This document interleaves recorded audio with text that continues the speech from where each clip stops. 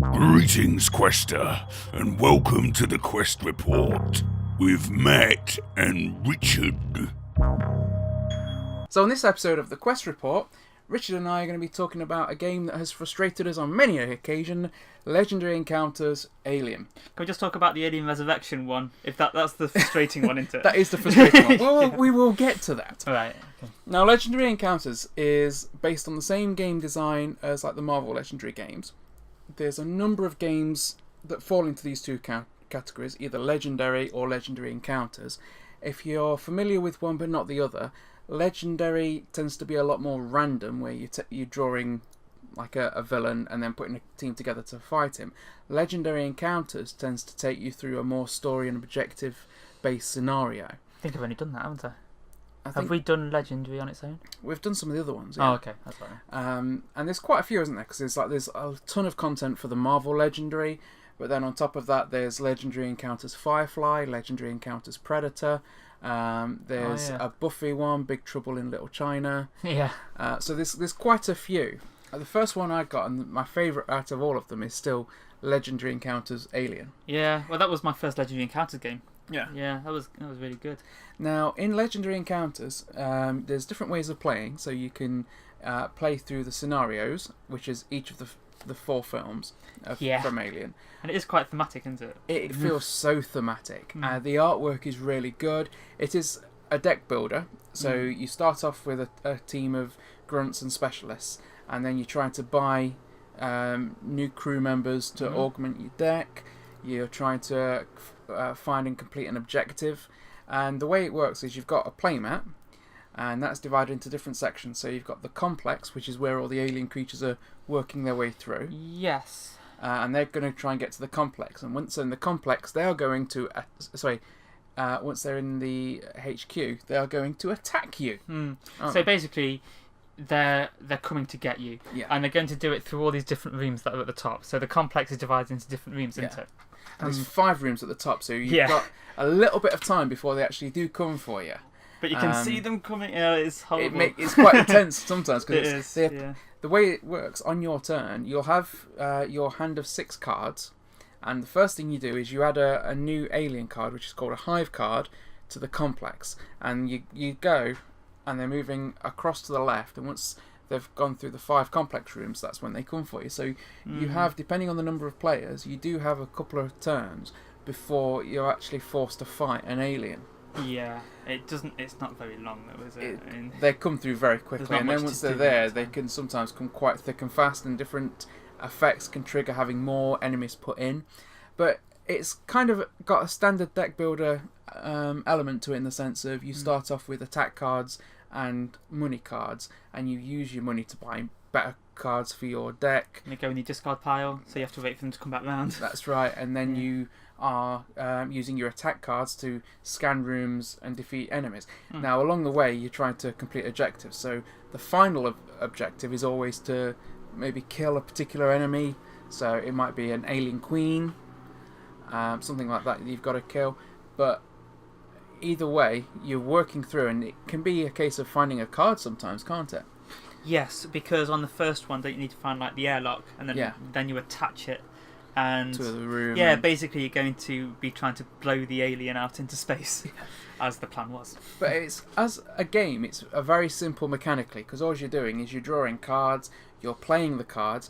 The order in which you play cards from your hand makes a difference, because quite often with a lot of games, if you've got some sort of ally ability by playing 2 cards of a particular class or something like that, then you quite often will get that ally ability on both cards. On this, you get it on the second one you play with a particular symbol. That is quite annoying. So sometimes you're thinking, well, I want to use both of these abilities, but I've got to choose one and not the other, and it can make you have to play in a particular way sometimes to make sure you've got the sequence right. But that is still enjoyable, and it makes you think, and it makes you play strategically. You might be able to coordinate with somebody on their turn. That's a good part of it. That is fun. They can help you. Yeah, your other teammates can help you on your turn.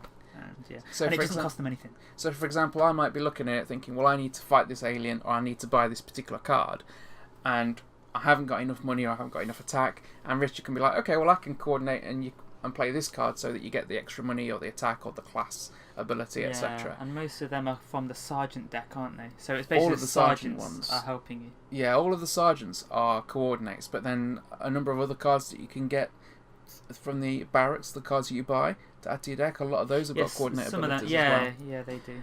But it's really good because it means that not only can you help the other player, but the other player can then put that card into his discard pile and draw another one. So it's like, if Richard helps me by coordinating, he isn't minus a card on his turn. He just gets to replace that card, and sometimes that can be quite good because you can be thinking, well, I don't necessarily want this coordinate money card, but I could do with some extra attack, and it gives you that option. It's always good to get through your cards quick, and and you play an avatar, so you have a character that's tied to the films. It could be a scout, a medic, or executive, something like that. And whichever avatar you have one particular card in your deck that ties to that. Yeah, it gets more one. powerful as the objective level progresses. Does it? Yeah, so for example, pretty much all of them have the ability to draw an extra card, but then they'll give you maybe money or attack. But when you're on objective 1, it'll be worth 1 money or 1 attack. And when you go to objective 2, that becomes worth 2 money and 2 attack, and so forth. So they become more powerful as the game progresses. But with these games, they really do recreate the theme and the feel of Aliens, the tension as the enemies are coming through face down, and you're trying to scan the rooms and find out what they are and fight them, and you know you're going to get hurt. Basically, yeah. When you get hurt, you have to draw a strike card, and some of them are just a flesh wound. Yeah. Some of them you kind of got away with it, and it's not too bad. It'd be like a no damage discard this. Some of them are horrible. It can be like 4 wounds that can't be healed. A brutal puncture or something like that. Yeah. And so you never quite know. Some might actually make you draw extra wounds as well, or make another player draw wounds because you've got something with splash damage. Yeah. You might get a chest burster or a face hugger. Yeah. If you get a face hugger, basically you've got to kill it quick, because then, if it's still there on your next turn, you discard it, and you get a chest burster card, and then you put that into your deck, and then when that comes around, that's when it's the same thing that happened to John Hurt in the first one.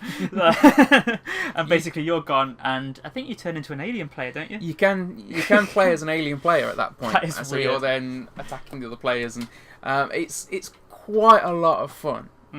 It really recreates the theme of one of my favourite film franchises. The artwork I really like. It's cartoony, but it really suits the theme of the game, and it's not necessarily child-friendly artwork, particularly on some of those strike cards. That's what I was going to say. It's cartoony, but the stuff happening in it is so scary. That it keeps the theme quite well. And it is one that you can lose brutally if you're not careful. Well, you play it. Well, we played it from the first film to the fourth, didn't we? And the third one took us a couple of goes, I think. But the fourth one, that killed us so many times. I think the first time we played it, we completed the first one based on the Alien film and cleared the Nostromo in the first attempt. Fairly easily. The second film, the one recreating Aliens, we actually, I think it took us a couple of attempts on that.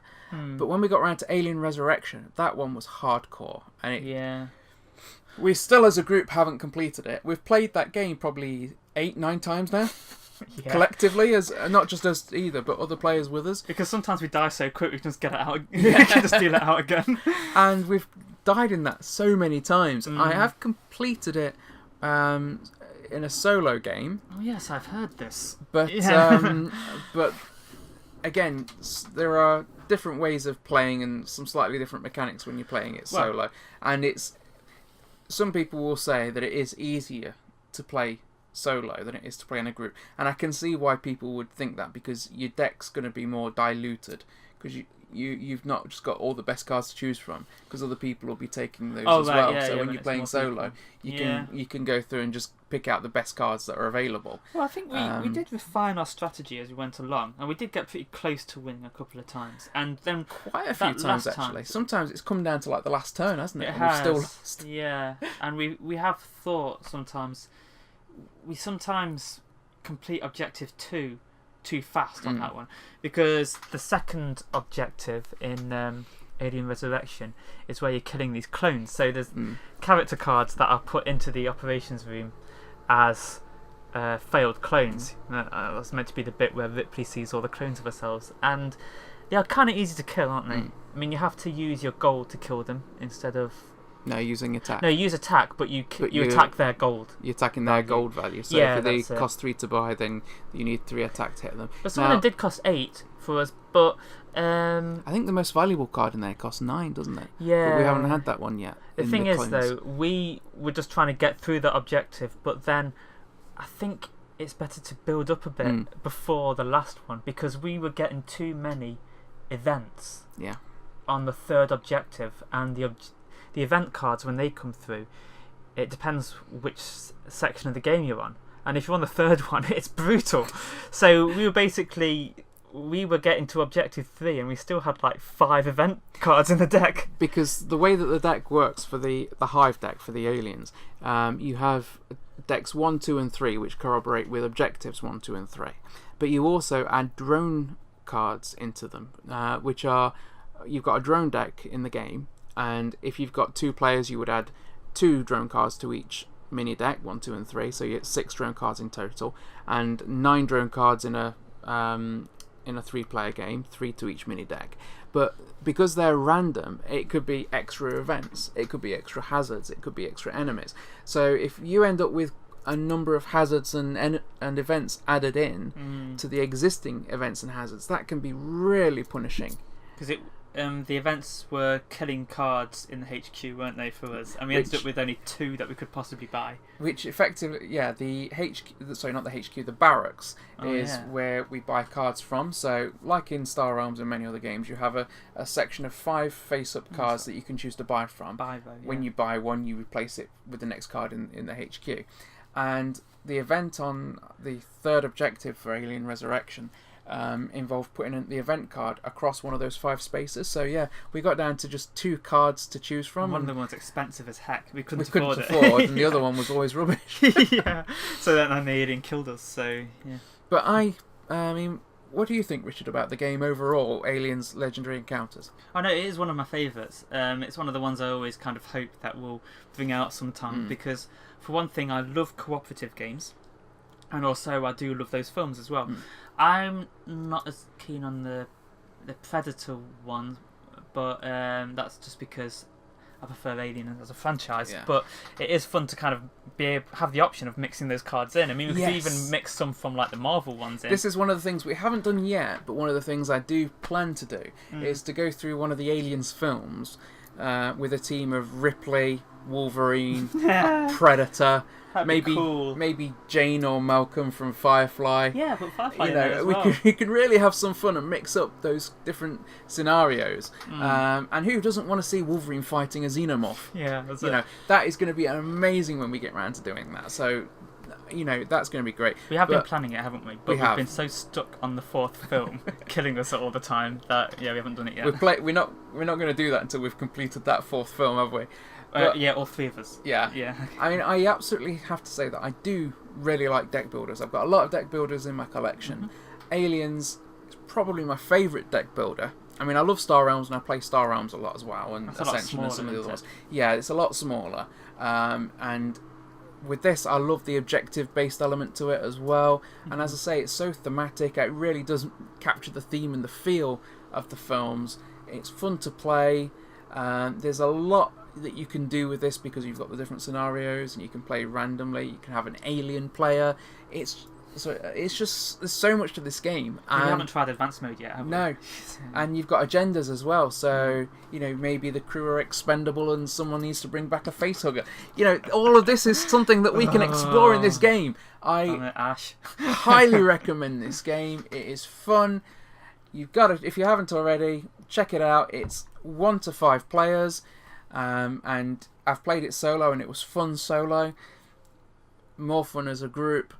But definitely check this one out. Legendary Encounters, Alien. They're coming through the walls. Oh no. It's game over, man. Game over. You're going to scare me with something. We're dedicating this one to the memory of Bill Paxton.